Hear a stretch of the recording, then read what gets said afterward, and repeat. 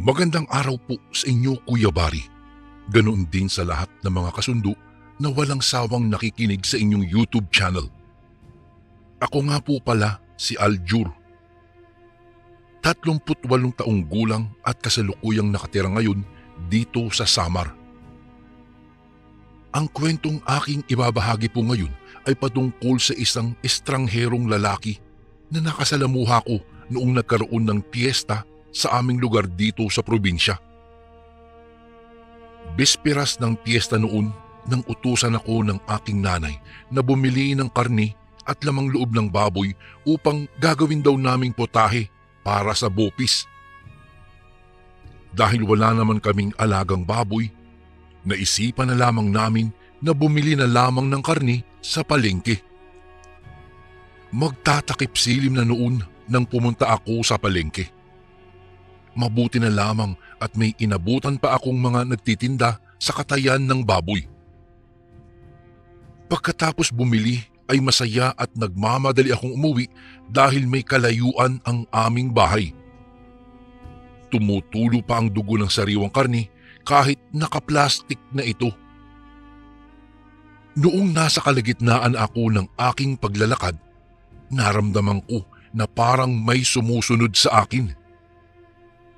Lumingon-lingon ako sa aking paligid, ngunit wala akong taong nakita. Ang tanging naapuhap ko na lamang ay ang mga sira-sira at abandonadong bahay sa gilid ng tinatahak kong daan. Noong mga sandaling iyon ay tila bumigat ang simoy ng hangin. Nagsitindigan tuloy ang aking mga balahibo sa braso at batok.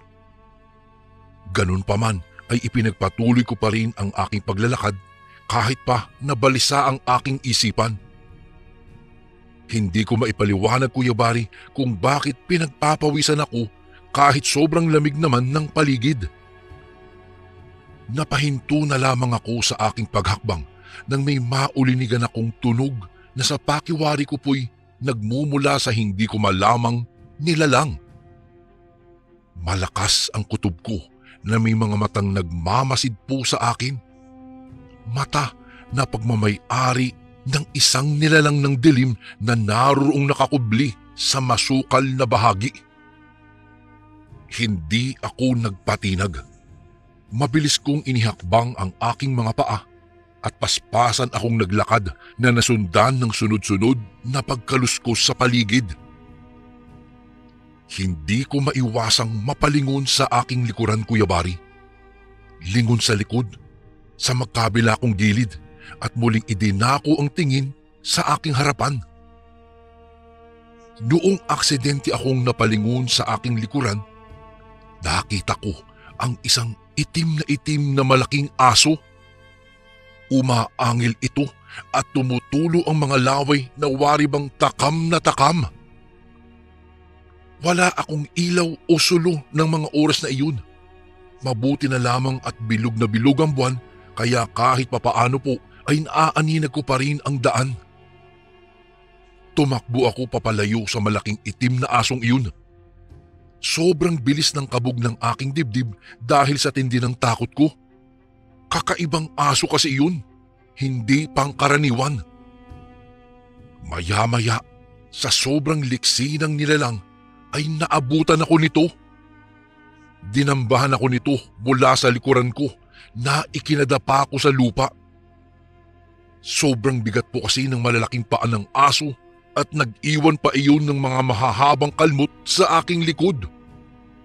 Damang-dama ko po kung papaano bumaon sa aking balat ang matatalas at mahahabang kuko ng asong iyon. Takot na takot ako. Buong akala ko, iyon na po ang katapusan ng aking buhay. Yun pala, ang karning daladala ko, ang puntirya ng aso. Sinunggaban ng supot ng karne na aking tangan-tangan. Pagkatapos ay tumakbo na ang aso papalayo. Walang yang aso ka. Panghanda namin sa piyesta yan. Ibalik mo yan, hayop ka. Biglang nawala ang takot na nararamdaman ko. Biglang pakiramdam ko ay isang normal na lamang na aso iyon. Mas natakot ako na baka mapagalitan ako ng aking nanay kung wala akong madadalang karne pauwi. Tumayo ako. Kumuha ako ng isang matulis na patpat at hinabol ko ang aso. Sa bawat bato na aking nakikita o kahit kahoy ay pinupulot ko upang ibato sa asong yun. Maya-maya lamang ay napahinto na lamang ako sa aking pagtakbo dahil huminto rin ang aso sa kanyang pagtakbo. Habang kagat-kagat nito ang supot ng karni, ay lumingon ito patungo sa aking direksyon. Ang mukha ng aso ay mas bumagsik pa. Galit na galit siguro ito sapagkat nasaktan ko siya sa bawat pagbato na ginawa ko kanina. Bumagsak ang supot ng karne sa lupa dahil binitiwan iyon ng bibig ng aso. Biglang umangil ito. Nagkiskisan ang mga pangil at tumakbo patungo sa aking direksyon. Agad ko namang inihanda ang aking sarili. Tinibayan ko ang pagkakatayo ng aking paa. Tiniyak ko na hindi ako mabubuwal at palaging nakabalanse ang aking katawan sa oras na dambahan ulit ako ng asong ito. Nang marating na nga ng aso ang aking kinatatayuan, dumamba ito. Agad ko namang ipinuwesto ang matulis na patpat na aking hawak-hawak. Kasabay ng pagdamba ng aso sa aking harapan ay ang pagtusok ng patpat sa kanyang tiyan. Napaungot ang aso sa sobrang sakit. Pagkatapos ay paika-ika itong tumakbo papalayo sa akin. Muli nitong kinuha ang nakaplastik na karne.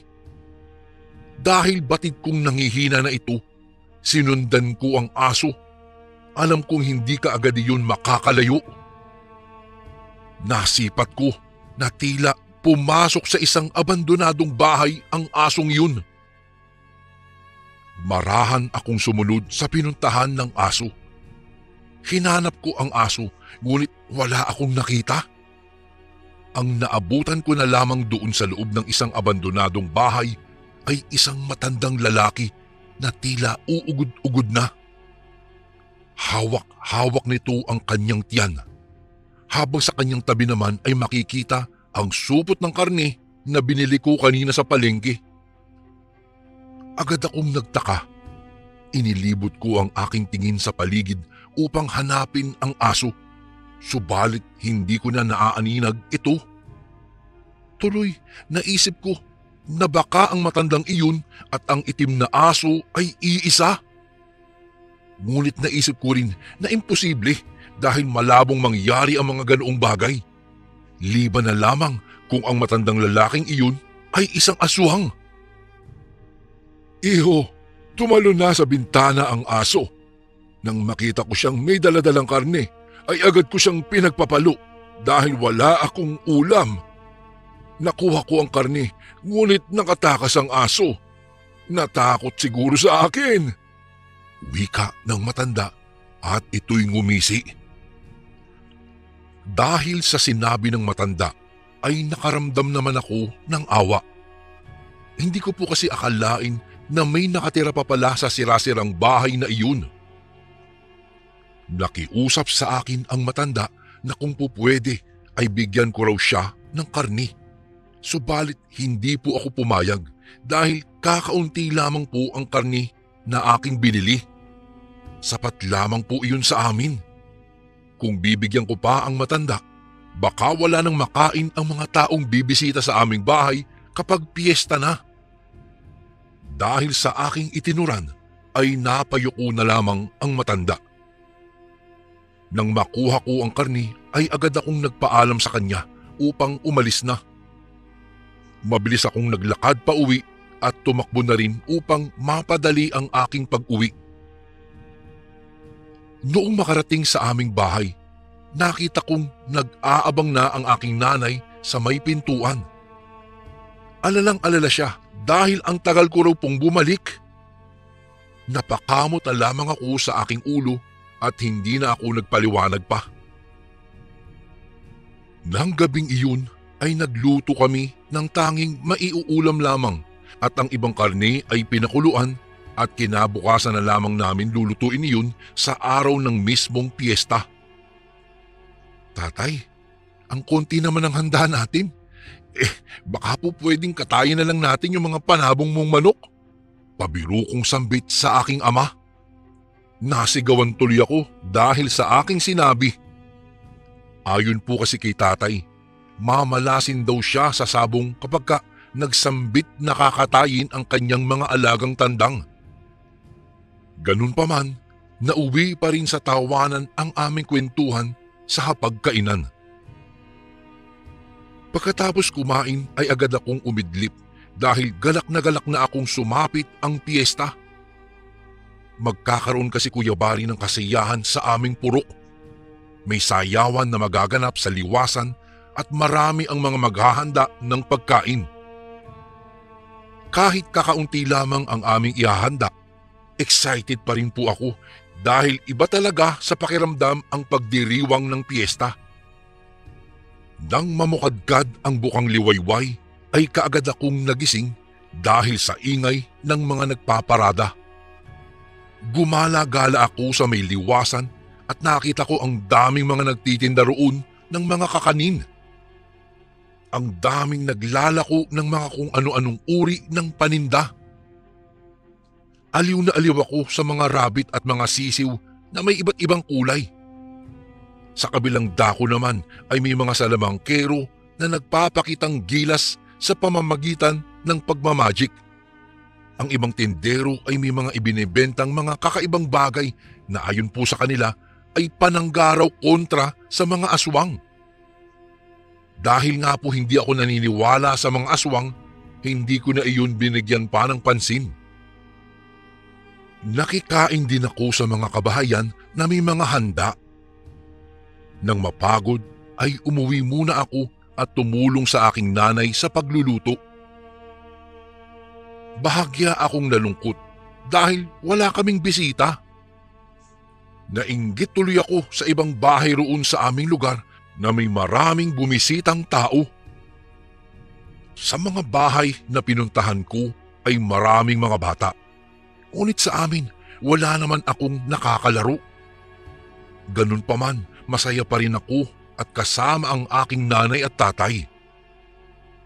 Nagpaalam na rin ako sa kanila na gusto kong gumala ulit sa liwasan kapag kumagat na ang dilim. Marami po kasing mga kasiyahan ang magaganap sa piyestahan, lalong-lalo na kung gabi. Agad namang pumayag ang aking nanay at tatay. Dahil sa tuwa ko po ay minainam ko muna ang matulog upang pwede akong magpuyat sa mga susunod na sandali. Nang magising ako, nagulat ako dahil gabi na pala. Hindi man lang ako ginising ni nanay at tatay. Hindi na ako tuloy nagbihis pa at nagmadali akong nagpaalam sa mga magulang ko.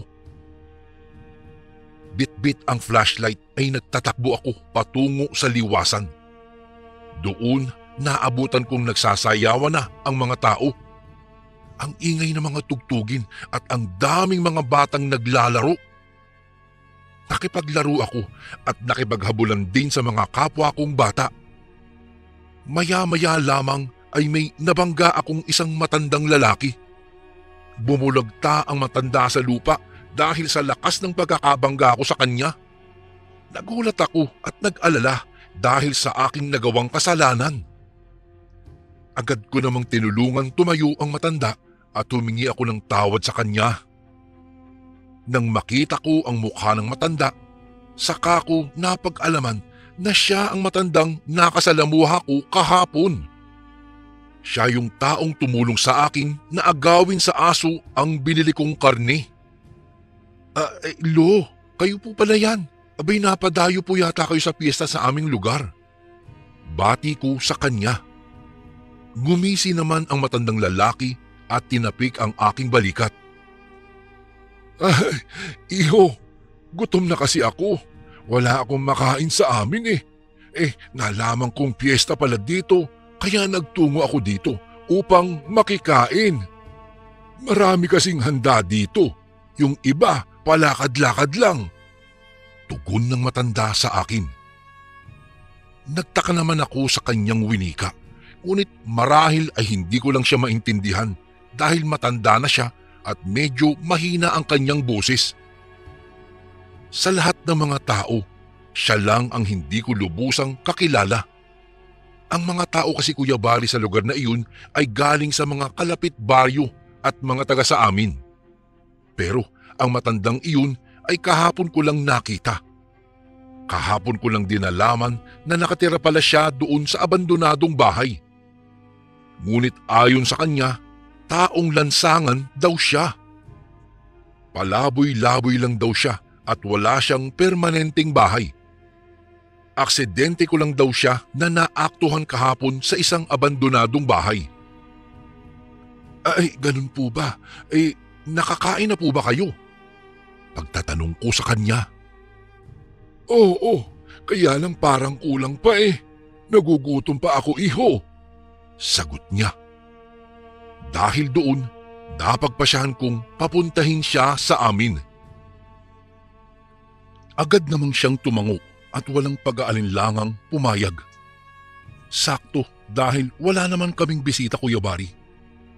Iniwanan ko ang aking mga kalaro at sinamahan ko ang matandang lalaki patungo sa aming bahay.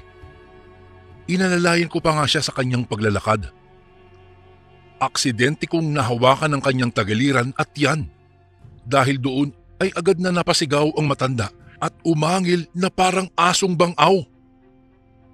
Naitulak niya ako na ikinatumba ko naman sa damuhan. Hindi ko akalaing malakas pala ang matandang iyon. Bigla akong kinabahan sa kanyang ikinilos. Bigla na lang kasi siyang naging agresibo sa hindi ko malamang dahilan. Napaisip tuloy ako kung ano ba ang mayroon sa kanyang tiyan. Ngunit hindi pa man nagtagal, agad na humingi ang matanda ng paumanhin. Nagulat lang daw siya. Ngumiti naman ako, Kuya Bari, at muling inakay siya sa kanyang paglalakad. Habang naglalakad ay may nakasalubong kaming mga tao. Ayon sa kanila, nawawala raw ang kanilang anak. May nakasalubong din kaming mga tao na hinahanap ang nawawalang kamag-anak nila na lalaki. Iniisip ko na lamang na baka nakikipagsayawan sa liwasan ang mga taong hinahanap nila. Hindi ko na lamang iyon pinagtuunan pa dahil baka simpleng problema lamang yun. Ipinagpatuloy ko na lamang ang aking paglalakad habang akay-akay ang kasama kong matanda. Nakayuko lamang ito na wari bang ayaw magpakita ng muka sa mga taong aming nakakasalubong. Hindi rin nagtagal ay narating namin ang aming bahay. Doon ay nakita kong nakaabang sa pintuan ng bahay namin ang aking nanay. Tinanong niya ako kung sino ang aking kasama at sinabi ko namang isang mabait na kaibigan. Isinalaysay ko sa aking nanay at tatay na ang matandang lalaking iyon ay isang palaboy na kinakailangan ng pagkain. Dahil po likas sa aming pamilya ang pagiging maawain, agad nilang pinatuloy ang kasama kong matanda. Pagkatapos ay hinainan na nila ng pagkain. Lolo, pasensya na po kayo kung kakaunti lang po ang handa namin. Ito lang kasi yung karne na binili ko po kahapon. Wika ko sa matanda, ngunit ngumiti lamang siya bilang tugon. Sa gutom niya ay nilantakan niya kaagad ang pagkain. Ngunit nang maubos ang pagkain, ay bigla siyang nagsuka. Isinuka niya ang lahat. Sumama ang pakiramdam ng matanda at biglang nawalan ng malay. Hindi ko alam kung bakit nangyari yun. Nataranta tuloy maging sila nanay at tatay dahil sa nangyari. Balak sana naming isugod sa barangay ang matanda pero mabuti na lamang at nagkamalay bigla ito. Doon ay ipinagtapat ng matanda sa amin na hindi tinatanggap ng kanyang katawan ang mga pagkain na may mga pampalasa, kagaya na lamang ng bawang. Agad kaming humingi sa kanya ng paumanhin dahil napahamak pa siya dahil sa pagkaing ipinakain namin sa kanya. Dahil po sa nangyari, minabuti na lamang namin na pagpahingahin muna ang matanda sa aming bahay. Gusto man itong umalis Ngunit hindi namin siya pinayagan upang makapagpahinga muna. Baka kasi mahilo siya at mawala ng malay muli. Saka isa pa, delikado na rin kasi sa labas dahil baka makursunadahan pa siya ng mga lasing. Nang gabing din iyon ay nagpaalam si tatay na aalis daw muna siya dahil makikipag-inuman siya sa kanyang mga kumpare. Kaya naman ay naiwan kami ng aking nanay sa aming bahay kasama ang matandang lalaki na pinagpahinga namin. Ako naman po ay naglatag na lamang ng banig sa sahig at doon natulog katabi ng nanay ko. Habang lumalalim po ang gabi, naalipungatan ako. Bigla kasing nagsipag-ingayan ang mga manok namin sa labas. Sa sobrang iba ng mga huni ng mga manok ay agad akong napabangon.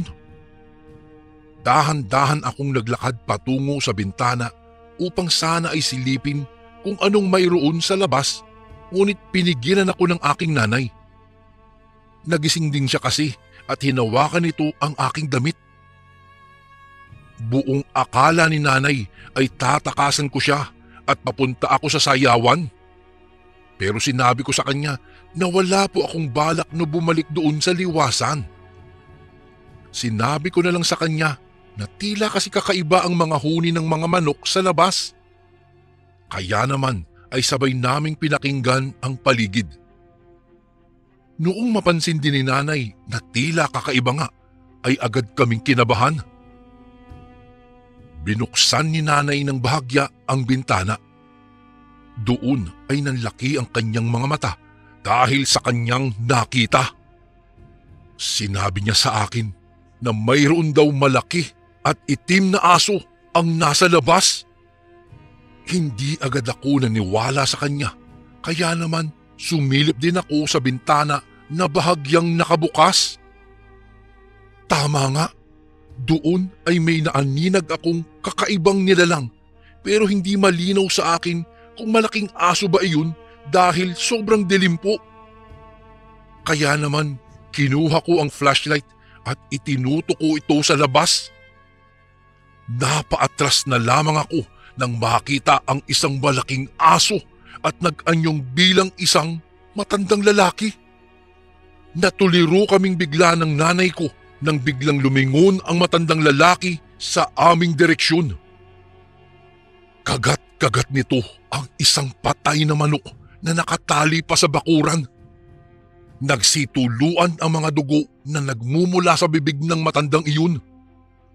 Agad namang sinara ni mama ang bintana at tiniyak na nakasarado iyon ng maigi. Biglang naisip ko, yung matandang iyon, hindi kaya iyon yung matandang pinatuloy namin?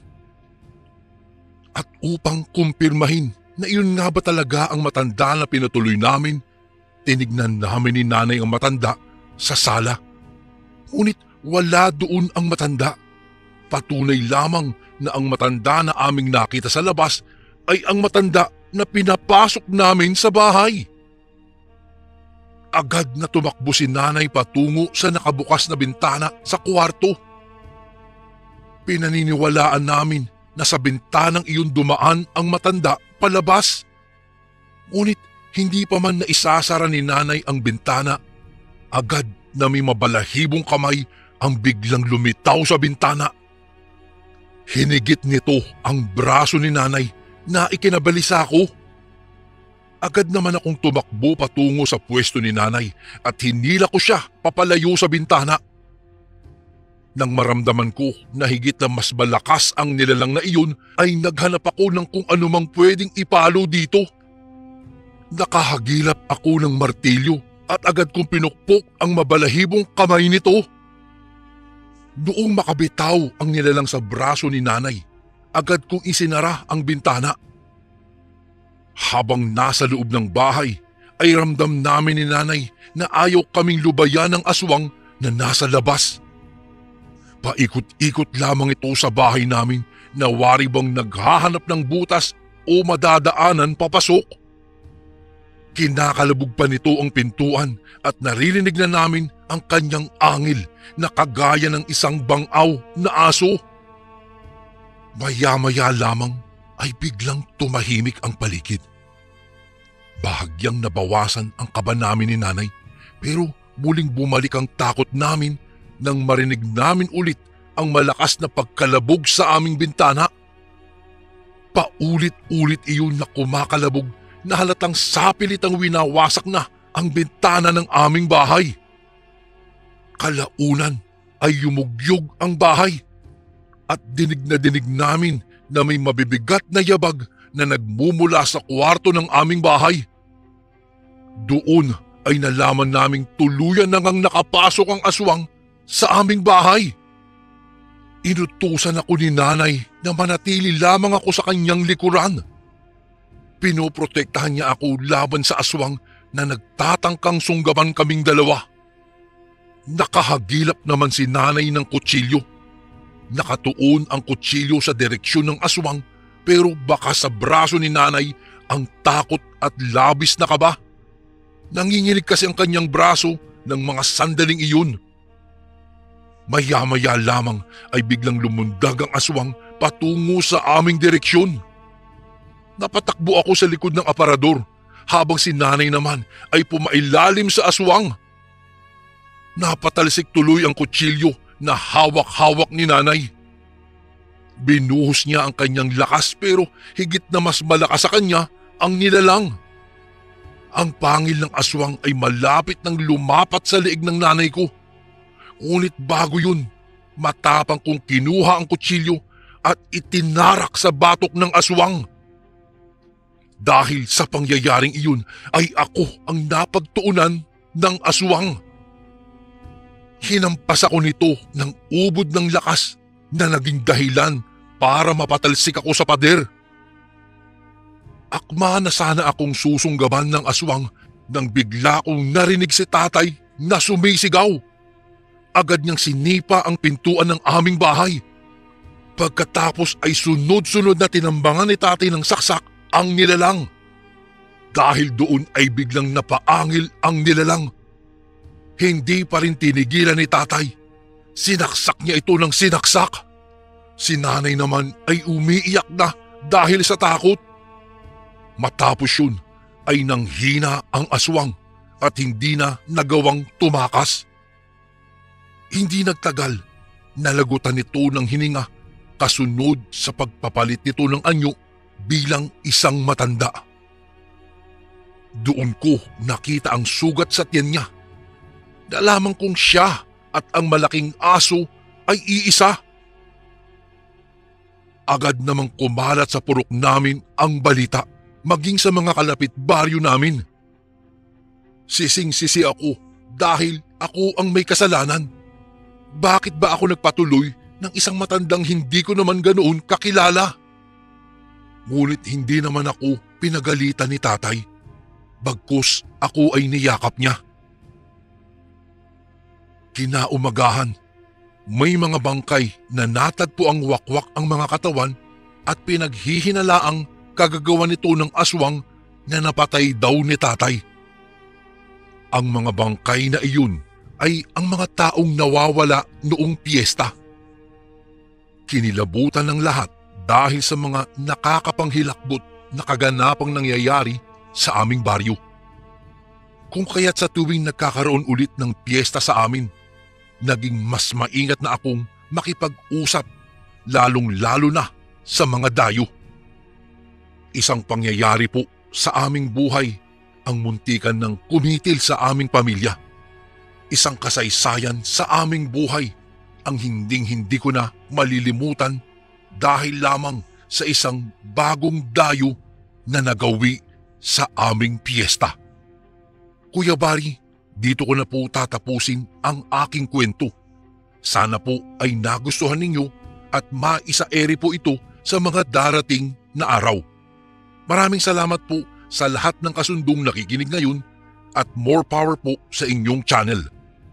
Lubos na gumagalang, Aljur.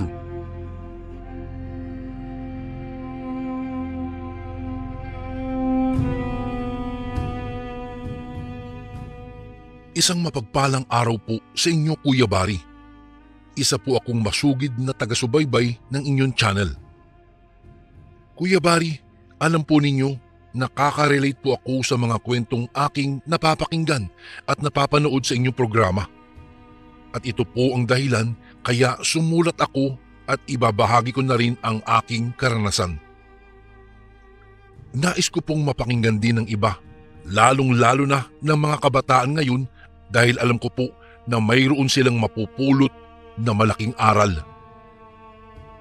Hindi ko na lang po ibibigay ang saktong lokasyon kung kailan at saan nangyari ang kahindik-hindik kong karanasan patungkol sa aswang bilang respeto na rin sa kultura at inaalaga ang imahe ng lugar na ito. Sasabihin ko na lang po na ito po'y naganap sa isang liblib na barangay sa Bicol. Sa totoo lang po Kuya Bari ay isa ng tourist spot ang lugar na ito.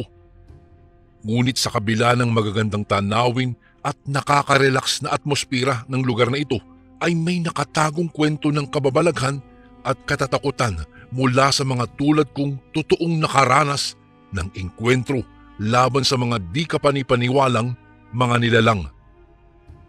Tubong Bicol din po ang aming pamilya, subalit nang gumanda ang trabaho ng aking ama sa Maynila ay doon na kami nanirahan. Napapasyal na lamang kami ulit sa kinalakhang probinsya kapag mayroong mahalagang okasyon ang angkan naming mga Tolentino. Tandang-tanda ko pa, ikakasal noon ang pinsang kong si Fred. 27 taong gulang ako noon at binata pa. Alam po ninyo Kuya Bari, usong-uso noong taong 1990 ang mga sayawan sa gabi ng besperas ng ikakasal. Naglalagay sila ng bubong na gawa sa tolda. May 4 na poste at sa loob ay mayroong nakapaikot na mga upuan kung saan nakaupo ang mga magagandang dilag na maaaring piliin upang maisayaw. Aayusan din ito ng mga dahon ng nyug ang palibot ng kubol at lalagyan ng mga sariwang bulaklak at makukulay na tela. Maingay, masaya at puno ng tawanan ang lugar kung saan kami nakapwestong magpipinsan na binata. Sa hindi maipaliwanag na trip namin ng gabing iyon, ay nagpustahan kami kung sino sa amin ang makapagpapasagot maski isa sa mga dalagang aming makakasayaw. At dahil may taglay akong karisma Kuya Bari at kapugian syempre, moreno, matangkad at syempre taga Maynila ako, kaya't nagyabang ako na ako ang mananalo sa aming pustahan. Sinipat ko ang mga kadalagahan. Magaganda sila at mayumi, pero may isang babae ang pumukaw sa aking paningin. Mahaba po ang itim niyang buhok, maamo ang kanyang mata at hindi maitatangging isa siya sa may pinakamagandang mukha sa lahat ng naroroon. Subalit napansin ko Kuya Bari na walang lumalapit po sa kanya para siya ay isayaw. Bumulong ako kay Fernan, isa sa mga pinsan ko, at itinuro sa kanya ang babaeng iyon. Isang matalim na titig ang isinagot niya po sa akin at tinanong ako kung sigurado daw ba ako? Bumulong din siya sa akin at sinabing pumili na lamang ako ng iba. Akala ko noon ay baka tipo rin ni Fernan ang dalaga, kaya sinabi nitong huwag ko daw papakialaman ang babaeng iyon. Ngunit sadyang matigas po ang ulo ko at hindi ako nakinig sa kanya. Siya ang pinili kong makasayaw at makilala ng gabing iyon. Nilapitan ko siya. Nakiusap na kung maaari ko ba siyang isayaw. Isang mahinhing ngiti naman ang itinugon niya sa akin. Maya-maya, isang malamyos na awitin ang pumailang-lang sa hangin. Kuya Bari, agad kong hinawakan ang kanyang bewang at siya na may sa aking balikat. Nagsimula kaming kumilos at umindayog ng dahan-dahan. Ang daming nakamata sa amin. Parang pakiramdam ko ay uminit ang paligid dahil ang lahat ng atensyon ay nakatutok sa aming dalawa. May mga nagbubulungan pa nga. Hindi ko na lamang sila pinansin, Kuya Bari, dahil nakapokus ako hindi lang sa maganda niyang mukha, kung hindi sa pustang pwede kong mapanalunan kapag napasagot ko ng oo ang babaeng aking kasayaw. Nagpakilala ako at tinanong ko naman ang kanyang pangalan. Siya raw si Estela. Kaibigan daw niya si Maria, ang mapapangasawa ng aking pinsang si Fred. Sabi pa nga niya sa akin ay hindi naman daw talaga siya nakikihalubilo sa mga ganitong okasyon. Subalit napilitan lamang siyang lumahok dahil sa paanyaya ng kanyang matalik na kaibigan. Magaan pong kausap itong si Estela.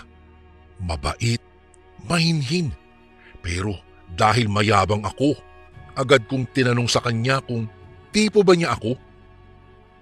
Natatandaan ko pa nga ang gulat na rumehistro sa kanyang muka nang tinanong ko po iyon.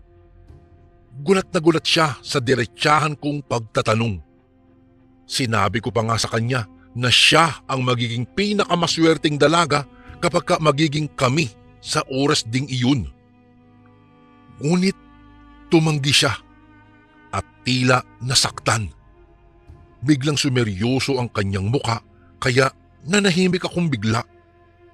Binitawan niya ako at akmang babalik na sana sa upuan nang bigla ko siyang hilahin pabalik. At dahil doon, nawalan siya ng balanse at diretso siyang napasandal sa aking dibdib. Sa totoo lang, Kuya Bari, hindi ko matanggap na isa lamang tulad niyang probinsyana ang tatanggi sa akin. Dahil sa Maynila, wala pang humihindi sa angking kong karisma. Biglang hinalikan ko po siya nang walang paalam at kasunod ng kanyang mabilis na pagkalas. Isang sampal ang dumapo sa aking mukha. Aminado po ako, nabastos ko po si Estela. Mabilis siyang tumalilis paalis sa lugar ng sayawan. Hindi ko na natanaw kung saan siya pumunta. Parang ang bilis. Parang bigla na lang siyang nawala na parang bula. Napansin ko ang mga pinsan ko na hindi mapakali at paminsan-minsang sumusulyap sa akin. Kaya alam kong ako ang kanilang pinag-uusapan. Paglapit ko po sa kanila, sinabi nilang wag na raw naming ituloy ang pustahan. Napakunot naman ang aking noo. Hindi nagtagal, nagkainuman pa kami ng gabing iyon, Kuya Bari. Medyo tinamaan na rin ako ng espiritu ng alak at alam ko kung itutuloy pa namin ng ilang rounds ang inuman, baka hindi na ako makauwi sa bahay ng aking tita na mayroon ding kalahating kilometro ang layo ng lalakarin ko. Ganoon kasi ang mga bahay po noon, magkakalayo. Kung kaya't tumayo na ako at inaya ko na si Fernan na umuwi. Pumayag naman siya at agad na nagboluntaryo pa ang iba kong pinsan na ihatid ako. Dahil nga sa malalayo ang mga kabahayan ay napilitan kaming dumaan sa gitna ng mga puno at halamanan. Habang naglalakad kami, biglang parang mayroong nakamasid sa amin. Tiningnan ko ng isa-isa ang aking mga pinsan kung mayroon bang isa sa kanila na nagbabaliw-baliwan para sindakin ako. Ngunit wala naman. Dahil kumpleto silang nakasunod sa aking likuran at gilid. At sa muli kong paghakbang ng aking mga paa, narinig ko ang malalakas na pag-alulong ng mga aso sa lansangan. Nagsimula akong maglakad ng mabilis, pero pakiramdam ko po ay may humihila sa akin mula sa aking likuran. Hindi ko na nakita kung sino o ano iyon dahil sa dilim ng paligid. Hanggang sa may isang sigaw ang gumambala sa tahimik na gabi. May biglang tumulak sa akin at ako'y bumagsak po sa lupa. Ngunit ang pagbagsak kong iyon ay ang pangyayaring nakapagligtas ng buhay ko. Dahil dinadagit na pala ako ng lumilipad na aswang. Biglang lumiwanag ang paligid nang maalis ang mga ulap na tumatakip sa buwan. At mula sa liwanag nito, Kitang-kita namin ang tila malaking ibon na lumilipad at iniikutan kaming magpipinsan. Agad naman akong pinalibutan ng aking mga kasama. Ikinulong nila ako sa pamamagitan ng pagkakahawak-hawak ng bisig nila na nakataas. Sabi nila, ako raw ang pinupunterya ng aswang na iyon, kaya kailangan naming magmadali na makarating na sa bahay ng aming tiyahin. Nakiusap naman si Fernan sa aswang na tigilan na kami at patawarin na rin daw ako dahil hindi ko raw sinasadya ang aking ginawa. Ako naman, Kuya Bari, ay biglang naguluhan sa mga nangyayari. Nag-alangan ako kung ano ang dapat kong gawin. Habang nakaupo sa silong ng braso ng aking mga pinsan, ay naglalaro sa aking isipan ang mga kwentong aking naririnig tungkol sa mga aswang. Sinubukan kong mag-isip ng malinaw at magsilbing matapang, pero wala akong maisip na paraan para makatakas sa panggagambala ng aswang na ito. Nanginginig na rin ang aking mga tuhod ng mga sandaling iyon. Nagising na lamang ang diwa ko sa malaling pag-iisip nang marinig kong muli ang tinig ni Fernan. Sa una ay hindi ko siya maunawaan, subalit nang banggitin nito ang pangalan ni Estela at ang biglaang paglubay sa amin ng aswang, naanalisa ko na ang lahat. Noong wala na ang aswang, ay nag-unahan na kaming tumakbo pauwi. Humahangos kaming bumungad sa tarangkahan ni Tia na nooy nag-aabang na sa pintuan kasama si Tio Delfin. Galit na galit si Tia at sinisimulang kaming sermonan. Nalaman niya kasi ang ginawa kong kabulastugan sa sayawan. Gayon ding nalaman din niya na mayroong umaaligid na aswang sa amin. Napansin raw nila ang masangsang at malansang amoy bago pa kami dumating. Kaya sila daw ay nag-abang na sa labas ng asawa nito. Noong kumalma na kami, ay saka kami nagkuwento sa kanila tungkol sa nangyari. Sabi ni Tio Delfin ay kailangan ko raw mag-ingat dahil hindi daw ako lulubayan ng aswang na iyon hanggat hindi ito nakakaganti. Kaya naging alerto kami magdamag. Nawala po yata ang kalasingan namin ng gabing iyon dahil sa tindi ng takot namin. At dahil doon, wala na ring umuwi sa aking mga pinsan. Nagsiksikan kaming 5 sa silid. Saka lang ata po kami nakatulog nang sabihin po ni Tio Delfin na wala na kaming dapat ipag-alala dahil nakapaglagay na po siya ng mga pantaboy sa aswang palibot ng kanilang bahay. Kinabukasan, natuloy na nga ang kasal ni Fred. Masaya naman ang lahat sa handaan. Kumakain ako sa lamesa kasama ang mga bisita. Ngunit habang kumakain, nahagip ko ng paningin ang papadaang si Estela. May hawak itong basket na may dalang pinamili. Parang naging slow motion po ang oras. Nakatitig siya sa akin. Nabitawan ko tuloy ang kutsara ko. Nagkatinginan kami, pero siya ang naunang bumawi ng paningin. Nakatungo lang siya, naglakad papaalis. Makalipas ang ilang araw, hindi kaagad ako pinayagan nila Fernan na umuwi ng Maynila. Nais pa raw nila akong makasama. Pumayag naman sila nanay na iwan ako. Katuwiran nila, malaki na raw ako at kaya ko na ang aking sarili. Bilin lamang nila ay mag-ingat akong palagi. Pagkaalis na pagkaalis nila ay masinsinan akong kinausap ni Tio Delfin. Ang sabi niya sa akin ay kailangan ko raw humingi ng tawad kay Estela. Matagal na raw usap-usapan na aswang itong si Estela at naniniwala si Tio na ito ang sumugod sa akin ng gabing iyon. Kailangan ko raw ng iba yung pag-iingat dahil baka raw hindi ako lubayan nitong si Estela hanggat hindi nakapaghihiganti sa ginawa kong pambabasto sa kanya.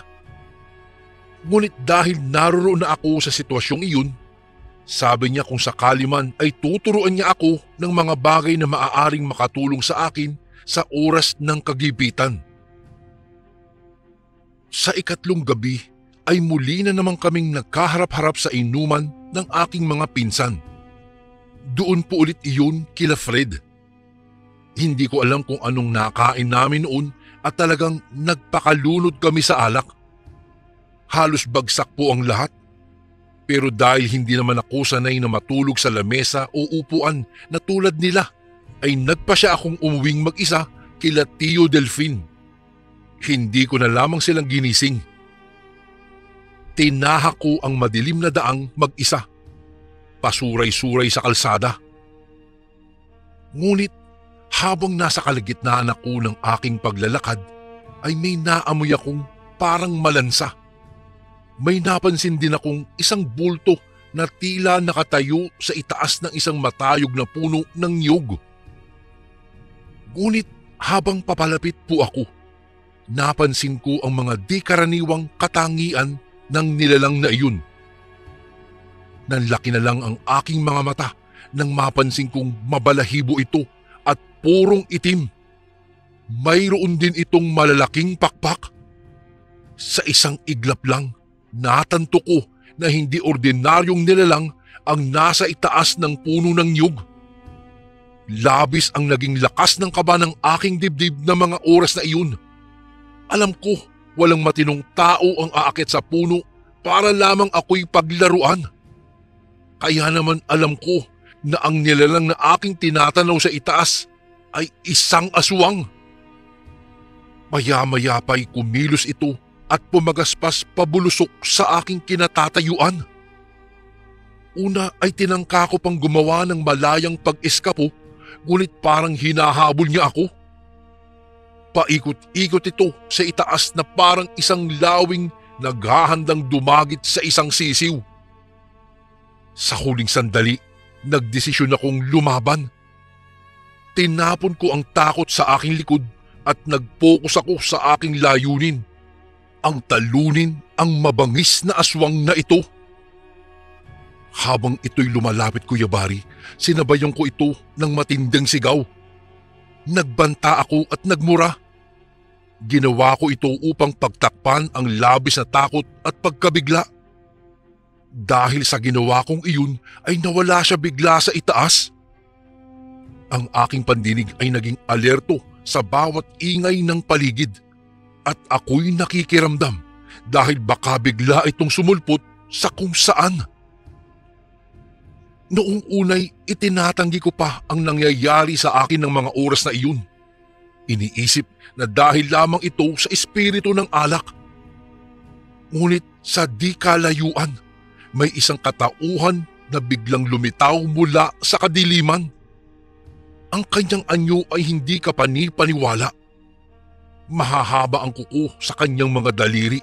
Matulis din ang mga ngipin na umaabot sa kanyang baba. At ang mga matang pulang-pula na sumisilip sa kadiliman. Ako'y labis na nabalisa, ngunit pinatatag ko ang aking loob sa kabila ng labis na takot sa nilalang na nasa aking harapan. Naghanda ako.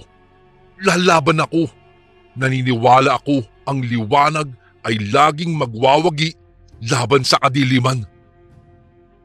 Isinigaw ko ang dasal na turo sa akin at isinuot ko ang amuleto na nagbibigay ng proteksyon sa mga masasamang espiritu. Ito'y bigay ni Tio Delfin.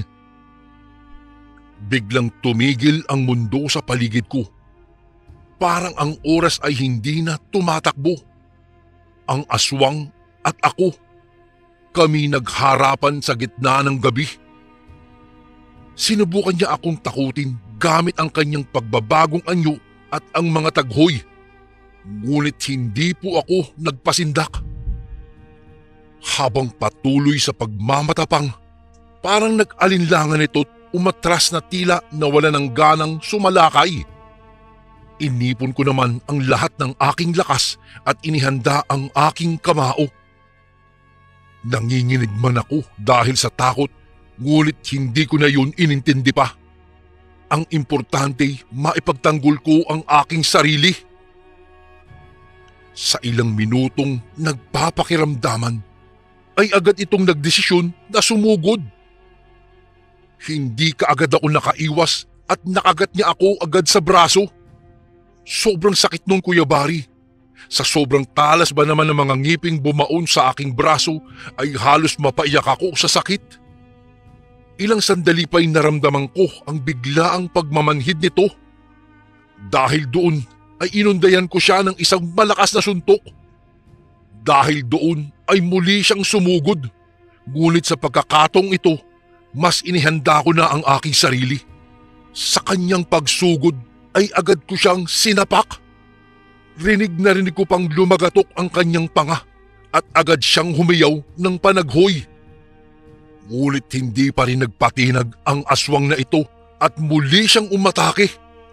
Sa pagkakataong iyon ay naalala ko ang bilin sa akin ni Tio Delfin. Kinagat ko siya sa kanyang mga kuko. Pilit itong nagpupumiglas habang hawak-hawak ko ang kamay niya at kagat-kagat ko pa rin ang kanyang kuko hanggang sa bumagsak ito sa lupa.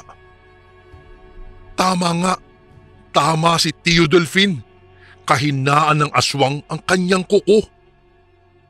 Nang bitiwan ko siya, agad siyang nag-anyong ibon muli. Paikot-ikot sa itaas at lumilika ng malalakas na ingay sa paligid. Sinamantala ko na ang kanyang pananaghoy sa itaas. Naghanap ako ng patpat at hinabol ko ang kanyang anino. Pinagpapalo ko iyon. At sa tuwing matitsyempohan ko na mapalo ang anino ay agad sumisigaw ang kalaban sa itaas. Gulat na gulat ako dahil nasasaktan siya sa mga palo ko. May pagkakataon pa nga na para itong nawawala ng balanse sa kanyang paglipad. Muli na naman itong sumubok na ako'y dagitin. Subalit bigla itong napatigil dahil sa hawak ko sa aking kamay ang isang maliit na botelyang mayroong banal na tubig. Hiningi ko ito sa simbahan pagkatapos ng seremonyas ng kasal. Agad kong iwinisik ito sa kanyang mukha. Lumipad pa itaas ang aswang. Sumigaw ako. Humingi ako ng tawad. Binanggit ko ang pangalan ni Estela at sinabi kong labis ko ng pinagsisisihan ang naging asal ko at pambabastos ko sa kanya. Paikot-ikot lamang ito sa itaas. Lumilikha ng mga nakakatakot na tunog. Gumuhit ako ng krus sa lupa at pagkatapos ay pumulot ng kaunting lupa sa lugar kung saan nagtagpo pa krus ang mga linya bago ako tumakbo ng mabilis papalayo. Sabi kasi ni Tio, ang paraang iyon ay makakatulong upang hindi na ako habulin pa ng nilalang na iyon. Matapos ang mahabang labanan, ang aswang ay napilitang bumalik. Pabalik sa kung saan man siya nagmula. Nanalo ako sa laban. Ang aking lakas ng loob at paninindigan ay nagtagumpay laban sa takot at kasamaan. Naging aral po sa akin, Kuya Bari, na kahit gaano man kahigpit ang pagsubok at kahinaan ng katawan ko, hindi ko hahayaang matalo dahil lamang sa takot. Ang pakikipaglaban sa aswang ay isang simulain ng pagtatanggol sa sarili. Mabilis ko na ring tinahak ang daang pauwi. Nang maabot ko ang tahanan ay naroroon sa balkonahe si Tio Delfin. Agad niya ako tinanggap at dinaluhan nang mapansing tila pasuray-suray ako sa paglalakad ko. Akala niya ay dala lamang iyon ng aking kalasingan. Tinanong niya ako kung bakit hindi ko raw kasama ang iba at bakit hinayaan akong umuwi ng lasing at mag-isa. Mabuti na lang daw at hindi ko nasalubong sa daan ang aswang at nakauwi ako ng ligtas. Hindi niya kaagad napansin ang mga sugat sa aking braso. Hindi na ako nagkwento sa kanya. Alam ko kasi na kapag binuksan ko pa ang usaping iyon ay baka abuti na kami ng umaga sa pagkukwentuhan. Nakakaramdam na rin kasi ako ng pagkahapo at nais ko na lamang magpahinga at matulog. Kinabukasan, nagkagulo ang maraming tao sa loob ng pamamahay. Gising na ako subalit nararamdaman ko ang matinding panghihina. Hindi ako makabangon. Ni talukap ng aking mata ay hirap akong imulat. Narinig ko sila. Nag-uusap na pumayat daw akong bigla. Gusto kong bumangon pero nahihilo ako at wala talaga akong kalakas-lakas. Ayon sa kanilang kwentuhan, kailangan daw agad akong magamot dahil maaari ko raw ikamatay ito kapag hindi naagapan. Maya-maya'y narinig ko ang boses ni Tio Delfin na sinasabing hindi daw niya napansin agad kagabi na mayroon pala akong kagat ng aswang sa braso ko at hindi ko raw naikwento sa kanya na nagkaharap kami ng kinatatakutang aswang. Ayon sa mga kausap niyang matanda, ang sumpa ng kagat ng aswang ay isang malalang karamdaman. Unti-unti daw nitong kinakain ang aking lakas. Napagtanto kong hindi pa pala tapos ang laban namin ng mabangis na aswang. Bagamat wala na ito sa aking paningin, ay unti-unti pala nito akong ginagapi. Kung kaya't nagdesisyon si Tio Delfin na tawagin si Mang Jose, ang mangangalakal na albularyo. Isa po siyang magaling na manggagamot, Kuya Bari, sa lugar namin at mas may kaalaman sa mga sinaunang talinghaga at panlaban sa mga masasamang espiritu. Naghanda siya ng isang espesyal na halaman na kilala bilang Herba del Aswang. Naririnig ko na gagawin itong langis mula sa katas ng dahon nito na siyang ipapahid sa aking mga sugat. Mabisa raw ito na panlaban sa sumpa ng kagat ng aswang. Noong matapos sila sa kanilang paghahanda, agad nilang ipinahid ang likidong iyon sa aking mga sugat. Sa loob lamang ng kalahating oras, naramdaman ko ang tila kakaibang kababalaghang tila nawawala ang sakit sa aking mga braso. Ang pampahid ay nagdulot ng kahusayan sa aking katawan. Agad kong naimulat ang aking mga mata. Tuwang-tuwa naman ang mga taong nasa paligid ko. Mahusay talaga ang halamang iyon at napagaling niya hindi lang ang aking sugat dahil unti-unti ring bumalik kaagad ang aking lakas. Parang nga lang akong nagdahilan at wala naman talagang inindang sakit. Labis naman akong nagpasalamat kay Mang Jose dahil sa pagtulong niya sa akin at sa pangontrang kanyang ginawa. At dahil marami ang nakasubaybay sa aking mabilis na paggaling, nagdesisyon silang magtanim ng maraming ganitong uri ng halaman upang magamit daw sa oras ng pangangailangan at pantaboy mula sa masasamang nilalang. Kinabukasan, nang tuluyan na akong gumaling, sinamahan ako ng Tio Delfin na pumunta kina Estela. Nais ni Tio na bago ako umalis ay kailangang maitama ang maling nagawa ko po sa aking kapwa. Mayroon pa raw pag-asa na magkasundo kami ni Estela. Sa tulong naman po at pangungumbinsi ni Tio ay nagharap kami ni Estela at humingi nga ako ng tawad sa kanya. Sa isang matamis na ngiti, natapos ang aming alitan. Umuwi na rin ako sa Maynila sa araw ding iyon at sa aking pag-uwi, baon ko ang mga karanasang nagturo sa akin ng mahalagang mga aral. Itinuro nito sa akin ang kahalagahan ng pagiging isang mabuting tao, makinig sa mga nakatatanda at magdasal upang maprotektahan ang ating sarili. Dapat igalang ang iba at huwag magpadala sa bugso ng damdamin. Napagtanto ko, Kuya Bari, na ang magandang panlabas na anyo ay hindi sapat na dahilan para umapak ng iba at lalong walang pinakamagandang paraan ng pagganti kung hindi ang pagbibigay pansin sa sariling mali, paghingi ng tawad at pagbabago. At bilang panghuli, ang pagrespeto at pagmamahal sa kapwa at sa sarili natin ay ang magdadala sa atin sa kaligtasan at tagumpay laban sa mga pagsubok sa buhay. Hanggang dito na lamang po ang aking padalang sulat, Kuya Bari. Salamat po sa inyong pagtanggap at aasahan ko po na sa agad na sandali ay mapalabas na sa inyong YouTube channel ang aking kwento. Mga kasundo, totoo talaga ang aswang. Pero tulad po ng mga tao, dapat rin natin silang igalang at huwag agad-agad na huhusgahan. Ako po ang inyong bagong kasundo na lubos na gumagalang, Mando.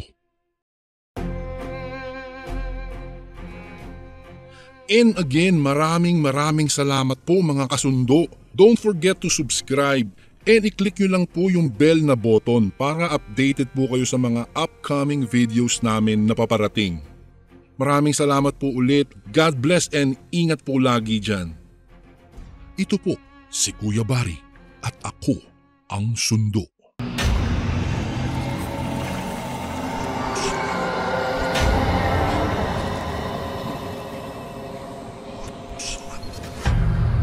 Ang sundo.